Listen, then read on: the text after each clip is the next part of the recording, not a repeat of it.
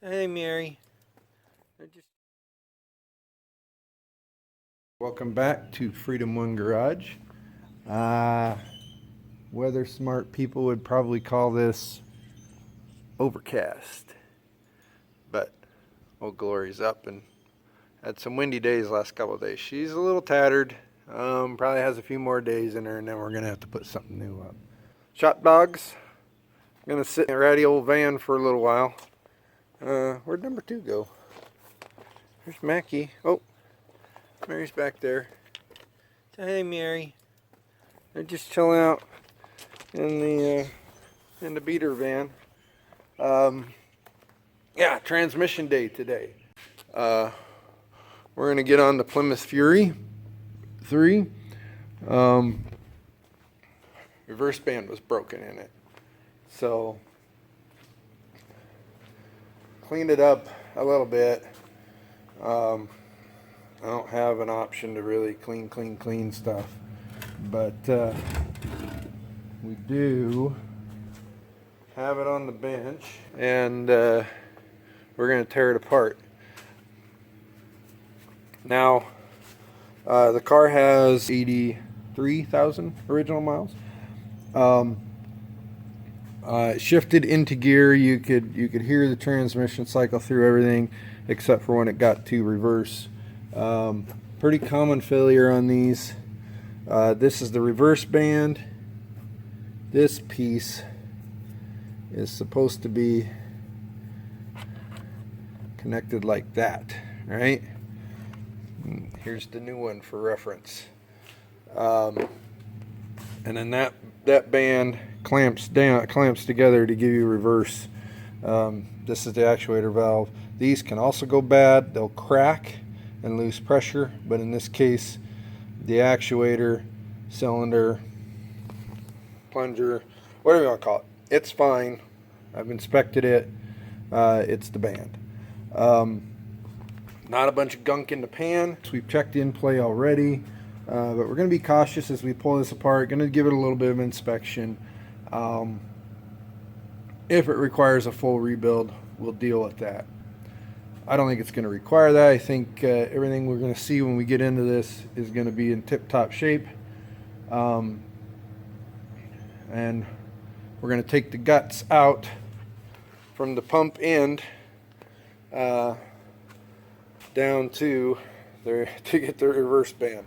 That's about as deep as you can go without pulling the whole tail shaft off. I don't think we'll have to take the tail assembly off.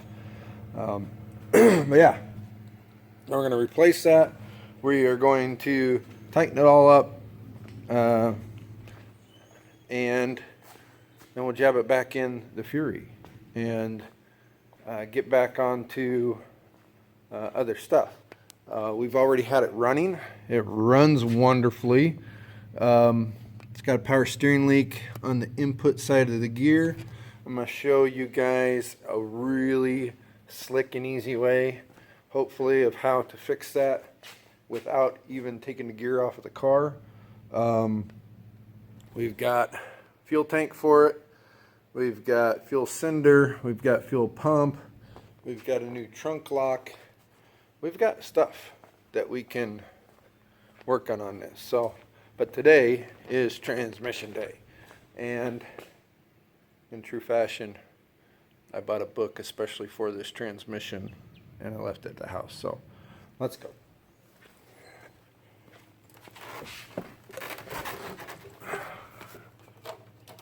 Take the trusty golf cart to the house. Uh-oh. Oh, engage.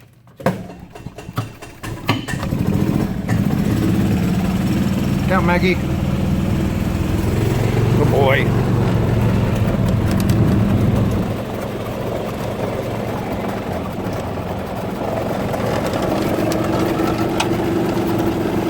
It's supposed to rain and thunderstorm kind of off and on the next couple of days. But right now it's 65. About a zillion% humidity. But otherwise a nice day. So I'll go find my book and we'll get back after it. Got the book. This, according to people who know more than me about Mopar transmissions is apparently like the 727 Titan. So we're going to use it to walk us through the disassembly and reassembly of this Torqueflite. The 727 is a 3-speed automatic transmission, no overdrive. And from what I can gather, again, in my mechanical career, I wasn't the transmission guy. I did some work here and there on transmissions, but not the regular go-to guy that is tasked was tasked with troubleshooting and diagnosing transmission failures. And again, my history is with General Motors stuff, not Mopar stuff. I will tell you that I read through the books. One cool little trick we're going to try right out of the gate today is has to do with pulling the pump out of the front of that transmission. You need to have a slide hammer so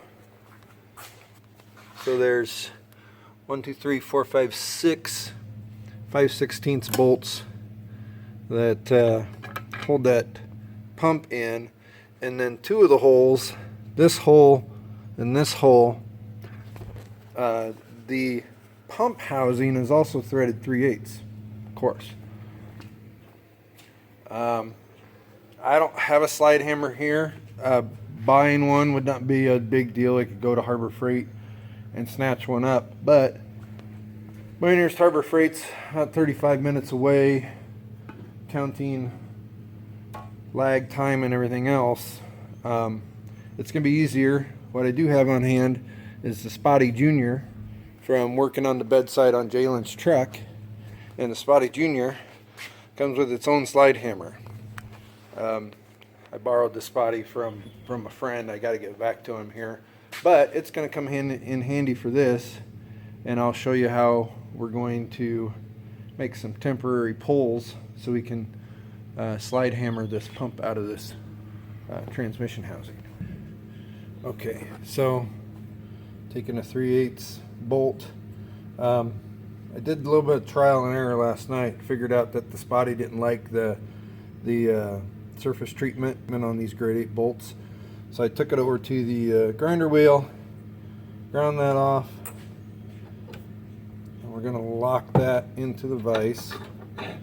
And then the other thing about the Spotty is it can't quite, so your current's going to go between your nubbin, as I call it, the nubbin here, and then this grounds against the potty panel normally, and that's where you create your heat to spot weld stuff. But this piece only collapses so far, right? So in order to do that, we're going to put an oversized washer on there, and that'll allow us to make good contact and get a good spot. We've got our nubbin now, just goes in there. Plug the spot in. We're going to try and center on that bolt head. Keep it straight up and down.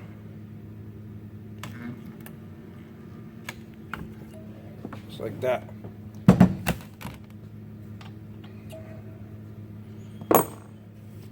And feel the heat. Got a good one there. So now we've got good connection there. We'll take this nut off, thread this in, and let's go over here now. I'll show you the one I already did last night just to try and verify that this would even work. Take that down. Stop it. There we go. That's the other side. Let me get this put together, and then we're going to slide hammer this out. Alright, so we've got both these folded or threaded in, I don't know, ½ inch or so. I popped on this one a couple times last night. We're gonna start on this one.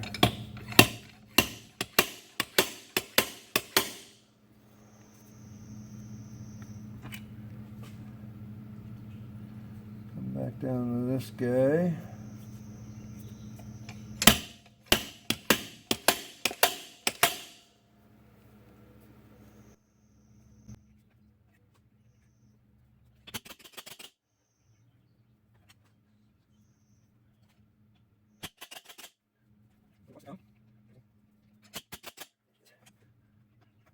Good, huh? There we go.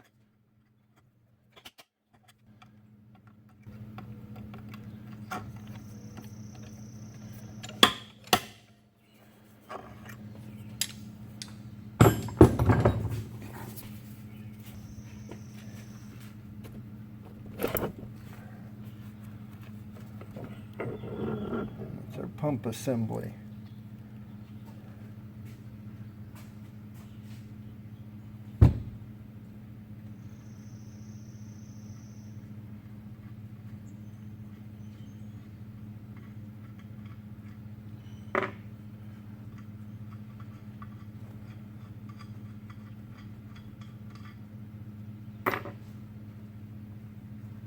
So, the thing you want to note, there's a fiber washer right here. You got to make sure that comes off and stays with your pump.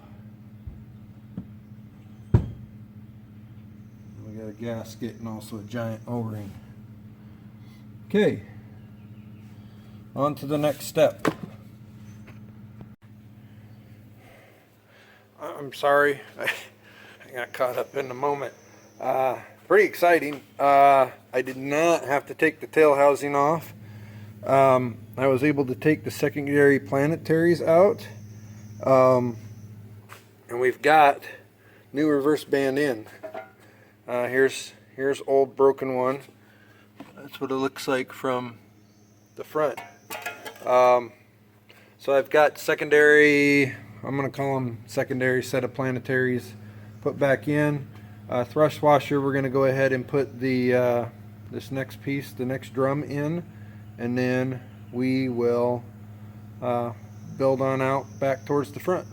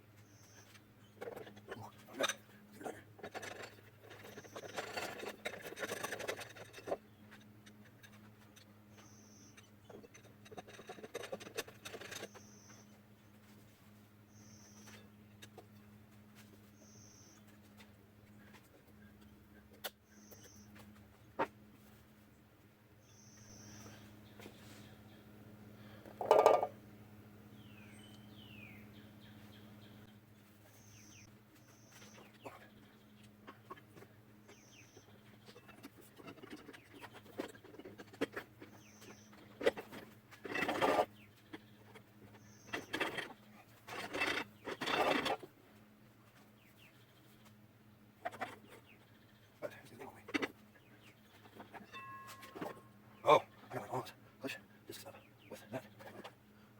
Oh, this thing seems like I'm pushing it.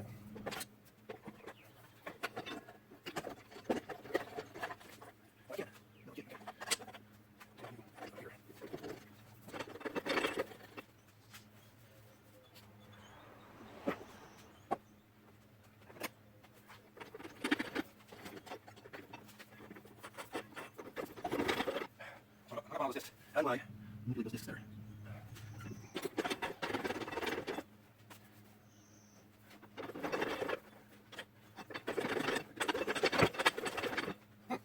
Well, here. Excuse me. Brake cleaner. I did it again. Let's move this out of the way. We don't need that anymore. Yeah, so got kind of carried away. It's back together. Here's my broken one. Everything went really well. Had a bit of an issue with the park actuator. You have to spin the transmission to a point where it'll let the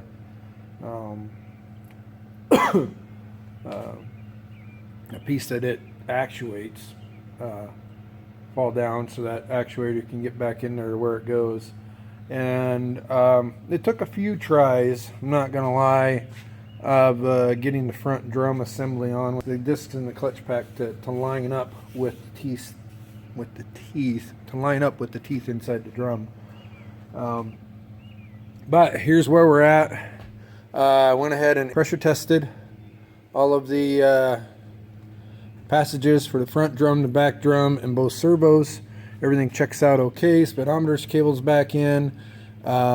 Changed all the O-rings and seals, and just ran to the store. Cleaned up the pan a little bit. Just ran to the store, got some trans fluid and a trans filter. We're gonna throw the pan on this thing, get it off the bench, throw the converter back in it, and yeah, we're gonna stab this back in the Fury 3 and see what goes. It happened again. It's a few days later, and yeah, I got to working and didn't record a whole lot. Basically, transmission's in. The going back together went very well. Like I said, I'm not a automatic transmission guru. The book helped quite a bit. I did end up taking even one shortcut that seemed relevant that wasn't in the book. That saved a little bit of time. Air pressure tested the both drums and both solenoids before putting the valve body back on, and everything checked out okay. Everything went back together great. Probably the two things that fought me most were putting the front drum back in, and then the torque converter. Well, it took a little finessing to get done. But anyway, it's in. The only thing I have left to do that would be transmission install related is to install the drive shaft. That's no big deal. I'll do that. It needs fluid, obviously, that kind of stuff. But hey guys, thanks again for watching this video. I apologize we skipped over a few things in the rebuild or reassembly of that Torqueflite 727. If there are things that you have questions about that aren't shown in the video, comment down below and we will reply to those comments as soon as possible. Again, we appreciate your comments. We appreciate it when you click the little like and subscribe button down there. That's going to help us as we move forward in this little venture of ours. We had more on this video, but we did cut it off here. The next one's going to be really cool because we're going to show any C-body owner how they can save over $200 if they need to replace the fuel tank in their C-body by installing a fuel tank from a V-body. So watch for that coming up in the next day or two. And again, thanks for watching. We really appreciate it, and we'll see you on the next one.